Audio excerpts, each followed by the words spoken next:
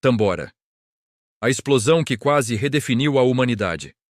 Prepare-se para uma das histórias mais impressionantes e menos contadas da história humana. A história do vulcão Tambora, a erupção mais poderosa dos últimos 10.000 anos, e como ela transformou o planeta em 1816, o ano sem verão. 1. Antes da explosão, o gigante adormecido. A Indonésia fica numa das regiões mais explosivas do planeta, o Anel de Fogo do Pacífico.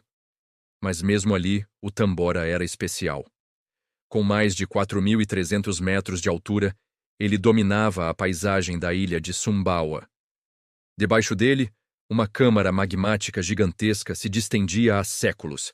O vulcão começou a despertar em 1812. Mas ninguém imaginava o que estava por vir. 2. Abril de 1815. A explosão impossível. Na noite de 10 de abril, o Tambora simplesmente explodiu.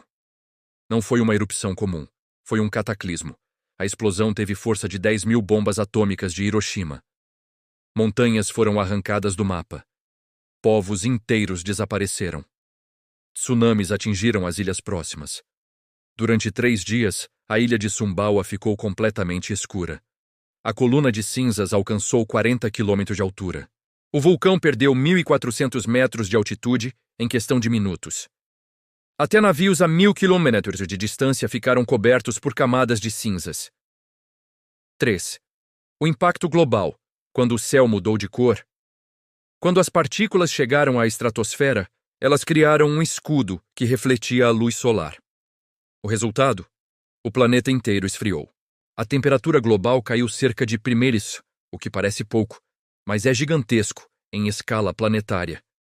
Em 1816, o mundo assistiu a fenômenos absurdos: neve em junho na Europa, geadas em agosto nos Isthmus.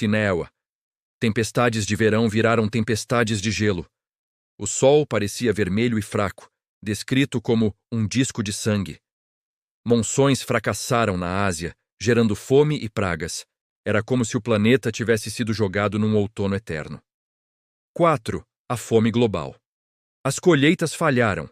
O preço dos alimentos disparou. Milhões de pessoas entraram em crise.